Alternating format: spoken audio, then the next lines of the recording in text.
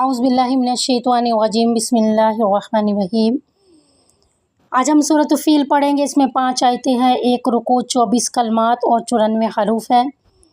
اس سورت کا موضوع کیا ہے؟ اس سورت کا موضوع ہے ہاتھی والے ابرہہ اس کے ساتھیوں کا بھیانک انجام۔ اصحاب فیل کون تھے؟ ہاتھی والے کون تھے؟ حبشہ کے بادشاہ کی طرف سے یمن میں ابرہہ نامی ایک شخص گورنر تھا۔ اس نے یمن کے دارالصنعاء میں ایک بہت بڑا گرجا، یعنی گرجا بھی کہتے ہیں اسے، کلیسا اور عبادت خانہ تعمیر کیا۔ اس کا مقصد تھا کہ لوگ عبادت، حج، عمرے کے لیے جو خانہ کعبہ جاتے ہیں نا، اس کی بجائے یہاں پر آئیں۔ قریش مکہ کو جو یعنی کہ تجارت میں فائدہ ہو رہا ہے، وہ انہیں فائدہ ملے۔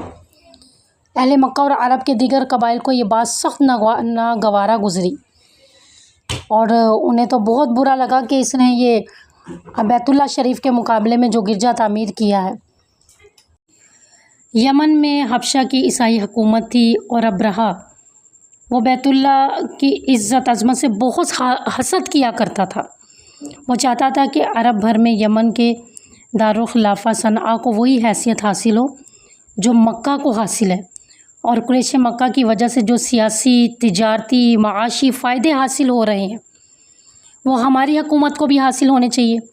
اسی غرض سے اس نے صنعاء میں ایک عالی شان کلیسا تعمیر کروایا، اور پھر اس میں یہی سارا واقعہ الم تر کیف فعل ربک باصحاب الفیل، کیا آپ نے نہیں دیکھا کہ کیا کیا، کیا فعل، کیا سلوک کیا آپ کے رب نے ہاتھی والوں کے ساتھ۔ الم یجعل کیدہم فی تضلیل، کیا نہیں اس نے کر دیا ان کی چال کو بیکار۔ اب کلیسا کی عمارت کعبے کے مقابلے میں بڑی عالی شان تعمیر کی، بڑی خوبصورت تعمیر کی، اور وہ گرجا، وہ کلیسا جو اس نے تعمیر کیا تھا، عبادت خانہ، بڑا خوبصورت بنانے کے باوجود بھی لوگوں کو اپنی طرف متوجہ نہ کر پایا۔ لوگ بالکل بھی متوجہ نہیں ہوتے تھے، بلکہ جب عرب کے قبائل کو نا پتہ چلا کلیسے کی کہ اس نے ایک نقلی ایک گرجا بنایا ہے بیت اللہ کے مقابلے میں، تو کسی نے خفیہ طور پر کلیسا میں پخانہ کر دیا۔ اب اس کو اور موقع مل گیا، ابرہہ کو اس کو اور زیادہ بہانہ مل گیا خانہ کعبے کو ڈھانے کا، مسمار کرنے کا۔ اس نے بہرحال ابرہہ نے کعبے پر چڑھائی کے لیے 60,000 افراد مشتمل ایک لشکر تیار کیا۔ اس لشکر میں 13 ہاتھی تھے اور وہ خود ایک اعلیٰ درجے کے محمود نامی ہاتھی پر سوار تھا۔ یہ لشکر مکے کی طرف روانہ ہوا تو راستے میں اکثر قبائل نے اس کو روکنے کی کوشش کی، لیکن ابرہہ کے اتنے بڑے لشکر کے مقابلے میں سب کی کیا حیثیت تھی؟ وہ شکست کھاتے اور گرفتار ہوتے گئے۔ بالآخر ابرہہ منی اور مزدلفہ کے درمیان ایک مقام ہے، وادی محشر تک پہنچا، اور جب وہ وادی محشر تک پہنچ گیا تو پھر اس نے پڑاؤ ڈالا۔ وادی محشر میں اس نے لوٹ مار شروع کی، اور عبد المطلب جو ان دنوں کعبے کے متولی تھے اور متولی اعظم اور قریش کے سردار تھے، ان کے 200 اونٹ اس نے اپنے قبضے میں لے لیے۔ پھر اہل مکہ کو پیغام بھیجا کہ صرف بیت اللہ کو ڈھانے کے لیے آیا ہوں، میں صرف بیت اللہ شریف کو ڈھانے کے لیے آیا ہوں، آپ لوگوں سے لڑنے نہیں آیا، لہٰذا اگر تم لوگ سامنا نہیں کرو گے تو تمہارے جان اور مال محفوظ رہیں گے۔ اب عبد المطلب کو جب پتہ چلا کہ اس کے 200 اونٹوں کو قبضے میں لے لیا اس نے، ابرہہ نے، تو اس پیغام پر عبد المطلب نے اس سے گفتگو کرنے کے لیے اس کے پاس گئے، ابرہہ کے پاس گئے۔ قریش مکہ کو اس بات کا یقین ہو چکا تھا کہ وہ کسی طرح بھی ابرہہ کے لشکر کے مقابلے کتاب نہیں لا سکتے، لہٰذا عبد المطلب نے روانگی سے قبل لوگوں سے کہہ دیا کہ وہ اپنی حفاظت خود کرے اور اپنے اموال سمیت پہاڑوں میں چھپ جائیں، اپنی جانیں بچائیں۔ پھر ان لوگوں نے کعبہ میں بیت اللہ شریف کے پاس جا کر کعبے میں جا کے اللہ تعالیٰ سے نہایت خلوص نیت کے ساتھ اللہ سے دعائیں کی، اور اپنے گھر کی حفاظت کے لیے یعنی التجا کی کہ اللہ اپنے گھر کی حفاظت کر۔ اور اس وقت بھی بیت اللہ شریف میں 360 بت موجود تھے، مگر اس آڑے وقت میں وہ سب اپنے معبودوں کو بھول گئے تھے اور اکیلے اللہ سے دعائیں کر رہے تھے. یعنی وہ مشرک تھے لیکن اللہ کو بھی مانتے تھے، اللہ کی ہستی کو جانتے تھے، اللہ کی قدرت و طاقت کو جانتے تھے، اور انہوں نے ایسے گر گرا کے دعا کی اور اللہ نے قبول بھی فرمائی. جب عبد المطلب ابرہہ کے پاس پہنچے تو وہ ان کی وجاہت سے بہت متاثر ہوا.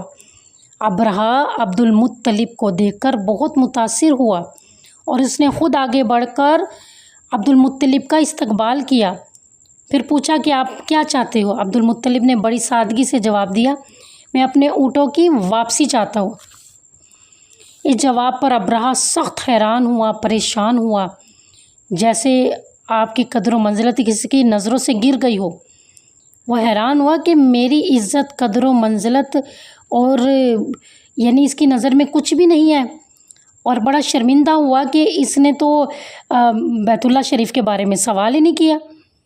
پھر کہنے لگا میرا تو خیال تھا کہ آپ کعبے کے متعلق کوئی بات کریں گے. عبد المطلب نے پھر سادگی سے جواب دیا، اونٹ میرے ہیں، میں اونٹوں کا مالک ہوں، اس لیے میں ان کا مطالبہ میں نے کر دیا. کہا میں اونٹوں کا مالک ہوں اور میں نے اونٹوں کا مطالبہ کر دیا. اللہ بیت اللہ کا مالک ہے تو اللہ جانے اور تو جانے، آپ جانے اور وہ جانے، اللہ خود اپنے گھر کی حفاظت کرے گا. اس جواب پر وہ اور بھی حیران ہوا.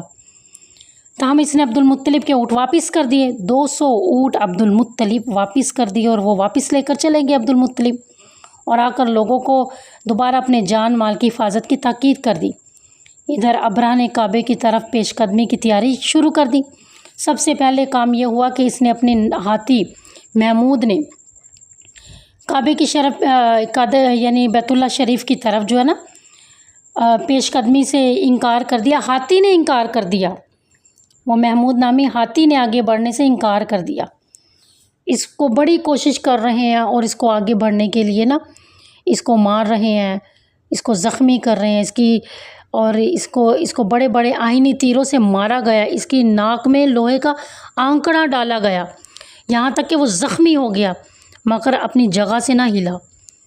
وہ بیٹھ جاتا تھا نا، جب بھی بیت اللہ شریف کی طرف، مکے کی طرف اسے لے کر جاتے تو وہ بیٹھ جاتا، اور جب جنوب، شمال اور مشرق کی طرف موڑ کر چلانے کی کوشش کرتے تو وہ دوڑنے لگتا. جب مکے کی طرف موڑا جاتا تو وہ بیٹھ جاتا اور کسی طرح آگے بڑھنے کے لیے تیار ہی نہ ہوا. اتنے میں پرندوں کے جھنڈ اپنی چونچوں میں اور اپنے پنجوں میں کھنگر کی کنکریاں لیے ہوئے، اور انہوں نے اس لشکر پہ کنکریوں کی بارش کر دی. اور کھنگر کہتے ہیں کھنگر کی مٹی، یعنی کہ پکی مٹی جس میں مٹی کی اور پتھروں کی آمیزش ہو، پکی مٹی جسے کہتے ہیں. اب یہ کہاں سے آئے تھے یہ پرندے؟ اللہ تعالیٰ نے سمندر کی جانب سے ہزاروں کی تعداد میں پرندوں کے جھنڈ اپنے لشکر اس پر مسلط کر دیے. اب اس میں یہی بتایا جا رہا ہے کہ تم نے دیکھا نہیں کہ تمہارے رب نے ہاتھی والوں کے ساتھ کیا سلوک کیا؟ کیا انہوں نے ان کو نہیں کر دیا ان کی چالوں کو فی تدلیل بیکار؟ وَأَرْسَلَ عَلَيْهِمْ طَيْرًا أَبَابِيلَ، اور اس نے بھیجے ان پر پرندے جھنڈ ترمیہم بحجارۃ من سجیل، وہ پھینکتے تھے ان پر کنکریاں کھنگر کی، پکی مٹی کی. فجعلہم کعصف مأکول، تو وہ ہو گئے اس طرح فجعلہم انہیں اس طرح کر دیا جیسے بھوس ہوتا ہے، کھایا ہوا بھوس. اب ابابیل کیا کرتے؟ ایک کنکر ان پرندوں کی چونچ میں تھا اور 2 کنکریاں ان دونوں کے پنجوں میں، 2 کنکر 2 پنجوں میں تھے. ان پرندوں نے یہ کنکر اس لشکر پر پھینک کر یعنی بارش کی طرح پھینکی ہیں. یہ کنکر ایسی تیزی سے لگتے جیسے بندوق کی گولی، میزائل، ایٹم بم، اور جہاں لگتا وہ زخم کر دیتا، آر پار ہو جاتا، چیر دیتا.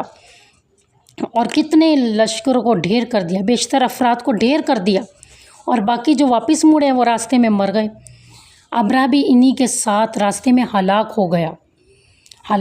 اس کا بھیانک انجام ہوا. اصحاب فیل کی تباہی کا یہ واقعہ آپ صلی اللہ علیہ وآلہ وسلم کی ولادت باسعادت سے صرف 50 دن پہلے محرم میں پیش آیا. اب قید اس میں چال قیدہم فی تدلیل، ابرہہ کی چال فقط یہ نہیں تھی کہ خانہ کعبے کو گرا دے اور لوگوں کی توجہ اپنے گرجے کی طرف یعنی کہ توجہ گرجے کی طرف کر دے، بلکہ وہ تمام تجارتی، معاشی اور معاشرتی فائدے جو اہل مکہ کو، قریش مکہ کو حاصل تھے نا، وہ کہتا تھا ہمیں حاصل ہو، لیکن اللہ تعالیٰ نے اس کی چال کو ناکام کر دیا اور اس کو لینے کے دینے پڑ گئے۔ فی تدلیل، تدلیل کہتے ہیں بالکل بیکار نتیجہ، بیکار ثابت ہوا، بے مقصد ہوا، کوئی مقصد حاصل نہیں ہوا۔ اور سجیل، سجیل کہتے ہیں سنگ گل، مٹی کا پتھر، نوکیلا پتھر، کنکریہ جس میں مٹی کی آمیزش ہو۔ ترمیم کہتے ہیں نشانہ، جس چیز کو نشانہ بنا کر دور سے پھینکا جائے۔ اللہ تعالیٰ نے یہ نہیں فرمایا کہ پرندے ان پر کنکر گراتے تھے، بلکہ فرمایا نشانہ بنا بنا کر پھینکتے تھے، باقاعدہ نشانہ، کہ انہیں پتہ ہوتا تھا کہ کون سے، یعنی کہ وہ کنکری پہ باقاعدہ نام لکھا ہوتا تھا کہ کس پرندے نے کس پر کنکری پھینکنی، نشانہ بنا بنا کر وہ پھینک رہے تھے۔ کعصف معقول، کعصف معقول کہتے کھایا ہوا بھوس، جیسے مویشیوں کے چارے، بچا ہوا چارہ ہوتا ہے، چارے کا وہ حصہ جو جانور چرنے کے بعد آخر میں چھوڑ دیتے ہیں، یا چارے کا وہ حصہ جو جانور کھاتے وقت یا چغالی کرتے وقت منہ سے نیچے گرا دیتے ہیں۔ گویا اس عذاب کے بعد ہاتھی والوں کی لاشوں کی حالت بھی سخت بگڑ گئی، یعنی اس طرح اس لشکر کو کھائے ہوئے بھوس کی طرح کر دیا جیسے کچومر نکال دیتے کسی چیز کا۔ اللہ تعالیٰ نے وہ سلوک ان کے ساتھ کیا۔ ہمیں اس صورت سے عبرت ہوتی ہے کہ اللہ تعالیٰ اپنے ہر کام پر غالب ہے، دنیا کی کوئی طاقت اس کو مغلوب نہیں کر سکتی۔ اللہ تعالیٰ کے مقدس گھر کی حفاظت کے سلسلے میں قدرت الہی کی کھلی نشانیاں دیکھنے کا تقاضا تھا کہ کفار مکہ نبی کریم پر ایمان لانے میں جلدی کرتے اور ایک دوسرے سے سبقت کرتے، لیکن انہوں نے ہٹ ڈرمی سے کام لیا اور کفر پر اڑے رہے۔ دیکھیں نا، صرف آپ صلی اللہ علیہ وسلم کی پیدائش سے صرف 50 دن پہلے یہ واقعہ ہوا۔ انہیں تو چاہیے تھا کہ نبی کی نبوت پہ فوراً ایمان لے کر آتے، لیکن پھر بھی کفر پہ اڑے رہے۔ اور اب اس سے یہ بھی ہمیں عبرت حاصل ہوتی ہے کہ انسان حق پر ہو، دنیاوی قوت اس کی مدد کرنے سے عاجز آ جائے، بس اسے حق پر ہونا چاہیے، ہمیشہ حق اور سچ کا ساتھ دینا چاہیے، تو اللہ تعالیٰ کی ضرور مدد آتی ہے، اللہ تعالیٰ اس کی پھر ضرور مدد کرتے ہیں۔ اللہ تعالیٰ اس کی ضرور، ساری دنیا یعنی اس کی دشمنی بن جائے، ساری دنیا دشمن بن جائے، لیکن ہمیشہ حق کا ساتھ دیں ہم، اور حق کی بات کریں، حق پر زندگی گزارے، تو ضمیر بھی مطمئن ہوتا ہے، اور پھر اللہ تعالیٰ کی ضرور مدد آتی ہے۔ اس لیے ہر تنگی آسانی میں انسان کو صرف اللہ تعالیٰ پر بھروسہ رکھنا چاہیے، کیونکہ اسے کوئی عاجز نہیں کر سکتا۔ کوئی جتنی مرضی بھی مکر فریب کرے، اللہ کی تدبیر کافی ہے۔ اب یہ تاریخ گواہ ہے کہ اصحاب فیل کے واقعے میں مسلمان بالخصوص نبی پاک کو تسلی دینا مقصود ہے کہ آپ کفار کے ظلم، ستم اور دھمکیوں سے مت گھبرائیں۔ جس اللہ نے ہاتھی والوں سے اپنے گھر کی حفاظت فرمائی، وہ ان کے شر سے بھی آپ کی حفاظت فرمائے گی۔ اب دنیا کا باطل جتنا مرضی طاقتور ہو، یہودی، عیسائی، کافر، مشرک، جتنے مرضی، لیکن اللہ تعالیٰ کی تدبیر ہی کافی ہے۔ اللہ سے بڑھ کر کسی کی بھی طاقت نہیں۔ اللہ تعالیٰ اپنی مشیت سے نبی کریم کو اس سال پیدا کیا، اللہ تعالیٰ نے اپنی مشیت سے، جس سال اس نے اپنے گھر کی ہاتھی والوں سے حفاظت فرمائی، تاکہ دونوں بھلائیاں ایک ہی سال میں دونوں بھلائیاں جمع ہو جائیں۔ تو اس سے ہمیں بہت عبرت ملتی ہے کہ دیکھیں، ایک چنے کے دانے کے برابر کنکری، ایک مسور کے دانے کی دال کے برابر، اس سے بڑا چھوٹی سی کنکری سے اللہ تعالیٰ نے ایٹم بم بنا دیا، اسے ایک میزائل بنا دیا، اور اللہ تعالیٰ نے اس کے ذریعے سے کس طرح شکست دے دی ابرہا کی اتنی زیادہ طاقت رکھنے والی جو قوم تھی، اس کا جو لشکر تھا، اللہ تعالیٰ نے اسے کھایا ہوا بھوس کر دیا۔ تو ہمیں ہمیشہ صرف اللہ سے ڈرنا چاہیے، اللہ کی پکڑ سے ڈرنا چاہیے، دشمنوں کے چالوں سے کبھی نہیں گھبرانا چاہیے۔ اور یہ سود فیل، یہ چھوٹا سا قصہ ہے لیکن بڑا خوبصورت ہے، اس میں اللہ کی قدرت اور کرشمہ، اس کا معجزہ، اس کا ساتھ، کہ اللہ جو چاہے کر سکتا ہے۔ یہ بڑی پیاری صورت ہے۔ اللہ تعالیٰ ہم سب کو عمل کی توفیق عطا فرمائے۔ اور یہ صورت ہمیں سبق دیتی ہے کہ جس اللہ نے خانہ کعبے کی حفاظت فرمائی وہ آج بھی بیت المقدس اور ہماری مسجدوں کی حفاظت کرنے پہ قادر ہے۔